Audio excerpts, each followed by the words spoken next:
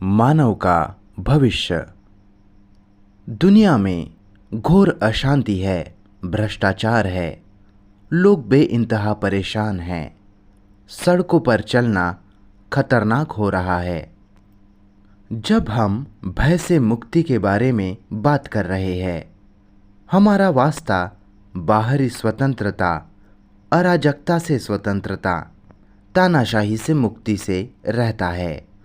लेकिन हमारी जिज्ञासा, हमारी मांग, हमारी खोज आंतरिक स्वतंत्रता, मन की स्वतंत्रता को लेकर कभी नहीं होती। इस बात की जांच परख नहीं करते कि क्या वह वास्तविक स्वतंत्रता है या मात्र एक जड़ सूत्र है। हम राज्य को स्वतंत्रता की राह में एक बाधा के रूप में देखते हैं। साम्यवादियों और अन्य अधिनायकवादी लोगों का कहना है कि स्वतंत्रता जैसी कोई बात नहीं होती। राज्य या सरकार अकेली प्रभुसत्ता है और उनकी हुकूमत स्वतंत्रता के हर रूप को दबा देती है। तो हम किस तरह की स्वतंत्रता चाहते हैं? वहाँ बाहर, हमारे से बाहर, आंतरिक स्वतंत्रता। जब हम स्वतंत्रता के बारे में बात करते हैं, तो क्या यह इस सरकार और उस सरकार के बीच चुनाव की स्वतंत्रता है? यहाँ और वहाँ, बाहरी और आंतरिक स्वतंत्रता के बीच चुनाव। आंतरिक मानस हमेशा बाह्य पर विजय पा लेता है। मानस यानी आदमी की आंतरिक संरचना, विचार, भावनाएं, महत्वाकांक्षाएं, कार्य, लोभ हमेशा बाहरी जगत पर अपना पलड़ा भारी रखती है। तो हम स्वतंत्रता की तलाश कहाँ करें? क्या हम इस बारे में बात कर सकते हैं? क्या हम राष्ट्रीयता से मुक्त हो सकते हैं जो हमें सुरक्षा की भावना देती है? क्या उन तमाम अंधविश्वासों, जड़ सूत्रों और धर्मों से मुक्ति मिल सकती है? केवल वास्तविक धर्म की खोज के माध्यम से एक नई सभ्यता का उद्गमन संभव है, न कि अंधविश्वास, हठधर्मिता या पारंपरिक स्थापित धर्म के माध्यम से। इस होने बनने में क्या कहीं आज़ादी है?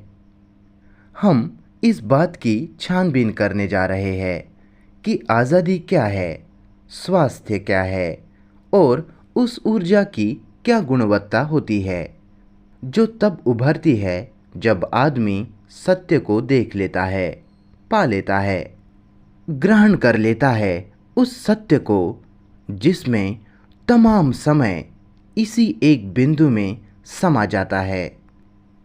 समझे? क्या है आज़ादी? युगों युगों से मानव जाति किसी न किसी रूप में आज़ादी को तलाशती आई है, ऐतिहासिक या धार्मिक रूप से या किसी दूसरे तरीके से। और आजकल आज़ादी का मतलब है जो जी में आए वैसा ही करना, जो कि आप सब कर ही रहे हैं, जैसे कि चुनने की आज़ादी।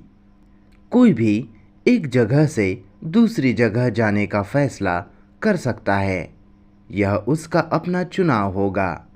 एक नौकरी की बजाय दूसरी नौकरी, बशर्ते कि आप तानाशाही में न रहे हो, जहाँ हर चीज़ कंट्रोल की जाती है, यहाँ तक कि आपके विचार और भावनाओं को भी एक खास ढांचे के मुताबिक ढाला जाता है। तो इस तरह की तानाशाही हुकूमतों में आज़ादी को नकारा जाता है। इसलिए ये राज्य पतनशील है, अतीतमुखी है, जीवंत नहीं है वे। समझ रहे हैं आप? आज़ादी क्या है? हमें इसकी खोजबीन करनी होगी। क्या आज़ादी चुनाव है? दो कारों में से एक को चुनना, या किसी दो चीज़ों में से जहाँ जाना चाहते हैं वहाँ जाने की छूट, बाकी सब की कीमत पर खुद को आगे बढ़ाना। जो भी हम हैं उससे कुछ आगे बढ़ने की कोशिश, कुछ बेहतर, अधिक वैभवपूर्ण, अधिक समझदार होना और ज़्यादा ज्ञान हासिल करना। यही तो है होने बनने की सारी प्रक्रिया, जिसे परिपूर्ण होना, कामयाब होना कहा जाता है। मुझे हर हाल में कामयाब होना है, कहीं तो जड़ें होनी चाहिए मेरी। समझ रहे हैं आप? होने बनने के इस सारे खेल के नतीजे जो छिपा है इसमें, महज भौतिक रूप से ही नहीं, मसलन कर्मचारी से मालिक हो जाना, सहायक से माहिर कारीगर हो जाना, बल्कि यह महसूस करना कि अंदरूनी तौर पर कुछ बन रहा हूँ मैं ऐसा हूँ और वैसा हो जाऊँगा। मैं लालची हूँ, ईर्ष्यालु हूँ, हिंसक हूँ। हम इस हिंसक शब्द का इस्तेमाल करेंगे।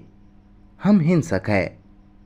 एक दिन मैं अहिंसक हो जाऊँगा, शायद 1 या 2 साल में, या फिर जीवन की अंतिम बेला में, जब सांस गले में अटकी हो। ठीक है। और इस सब कुछ का ही मतलब है मानसिक रूप से होना, कुछ बनना। साफ है यह तो। क्या इस बनने में कहीं आज़ादी है? सवाल को समझ रहे हैं आप? या फिर आज़ादी बिल्कुल ही कोई दूसरी चीज़ है?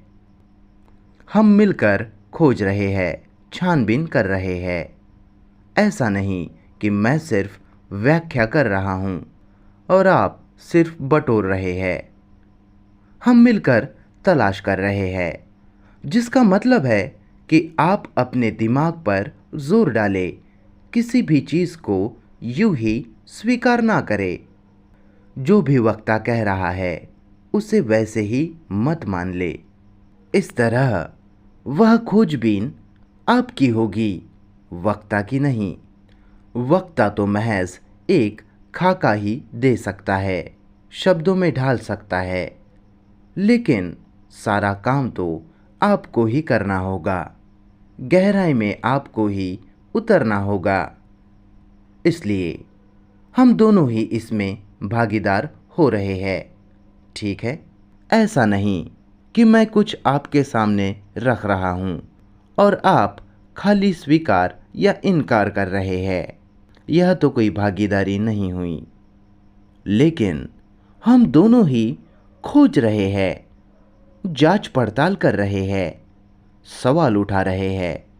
हर विचार और एहसास को जो भी हमारे भीतर उठता है, संदेह की दृष्टि से देख रहे हैं, समय के साथ उसके संबंध को देख रहे हैं और यह देख रहे हैं कि कहीं यह होने या बनने की यह प्रक्रिया ही तो आज़ादी की राह में रोड़ा नहीं।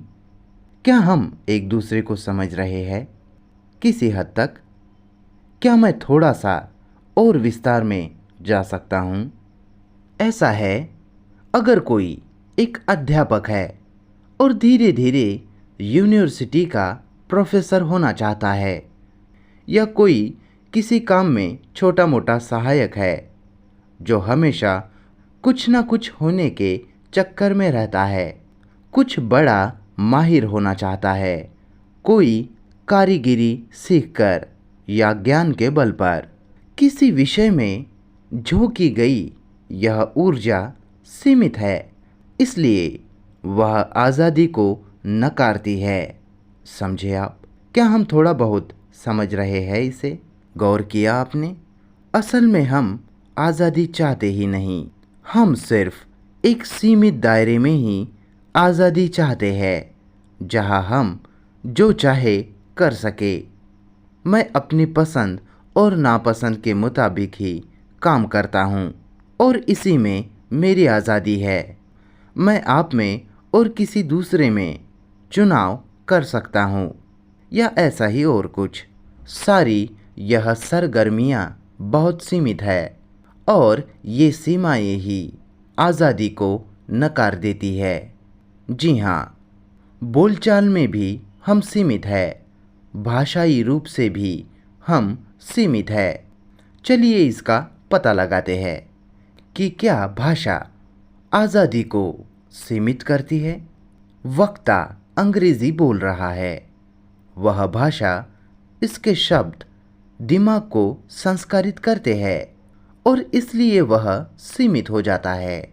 क्या भाषा दिमाग को संस्कारित करती है या नहीं?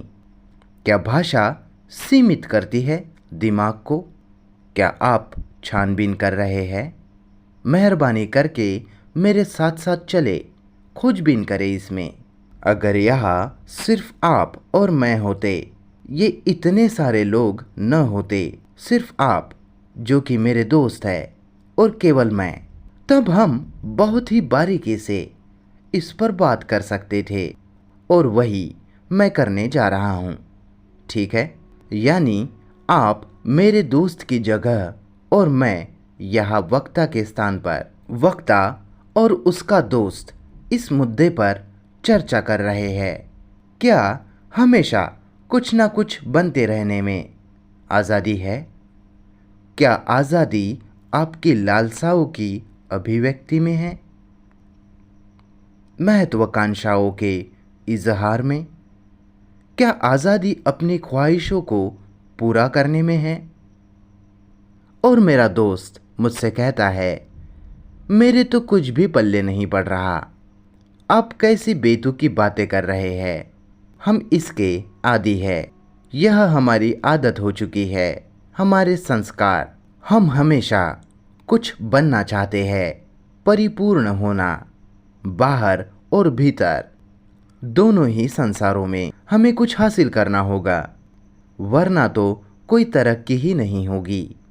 ऐसी ही बातें कहता है वह मेरा दोस्त, हर उस चीज़ का विरोध करता है जो मैं कहता हूँ, वक्ता कहता है।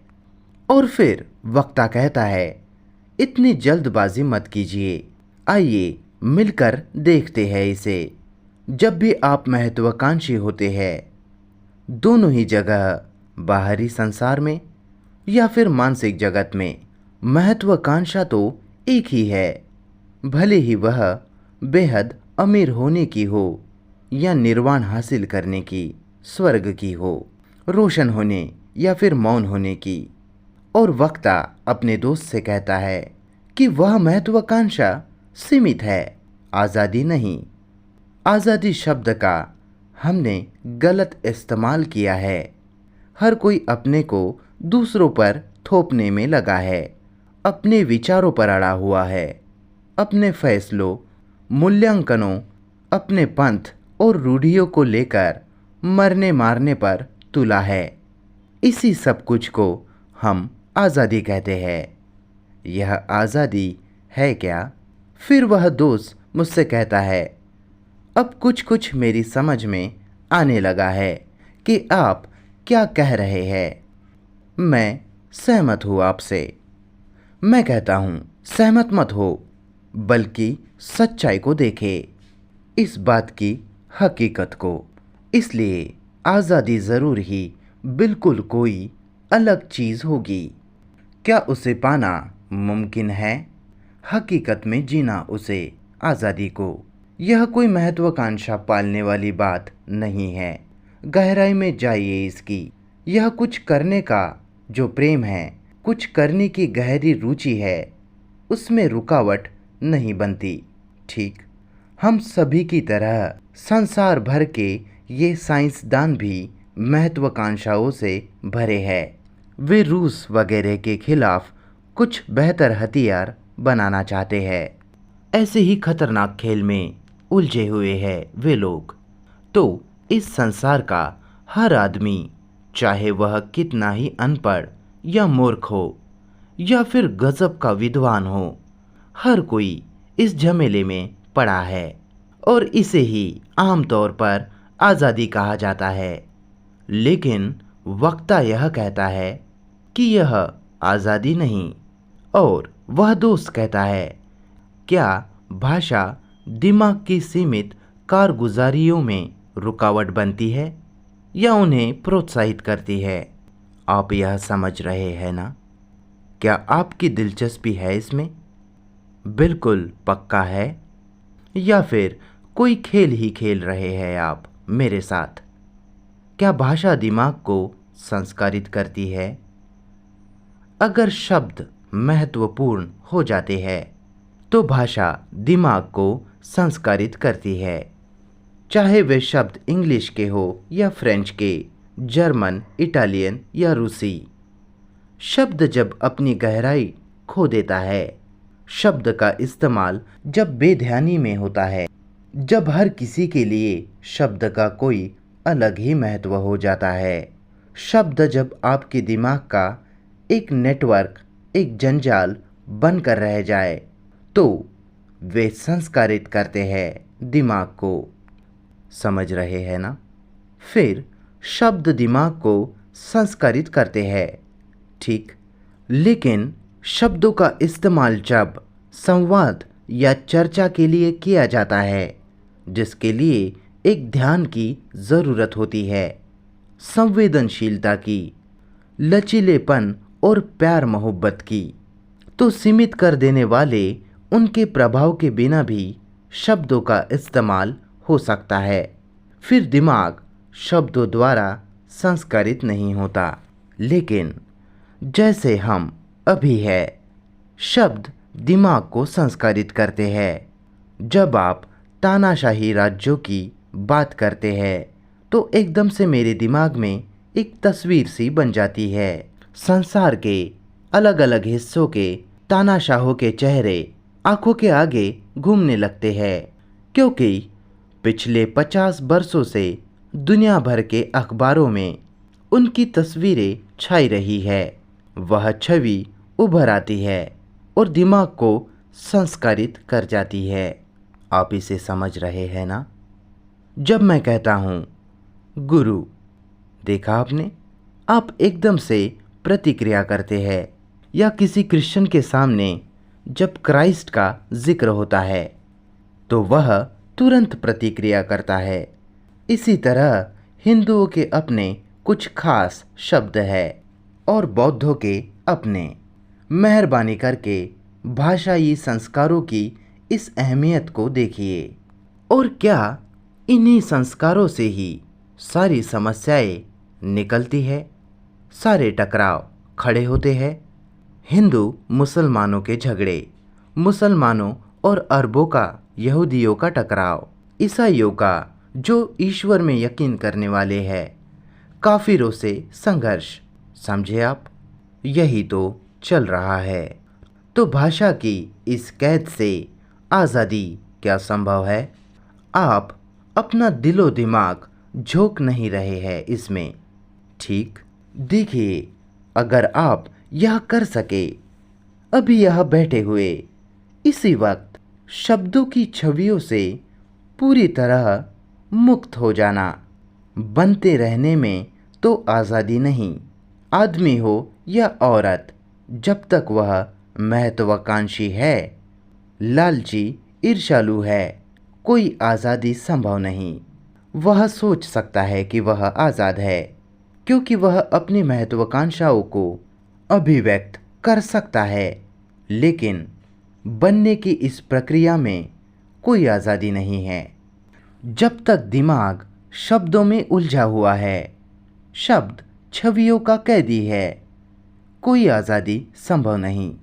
छानबीन करे कि आज़ादी क्या है, खोजे स्वास्थ्य क्या है, क्योंकि अगर आप सेहतमंद नहीं होगे तो आप आज़ाद नहीं हो सकते, क्योंकि सेहत की खराबी आड़े आएगी।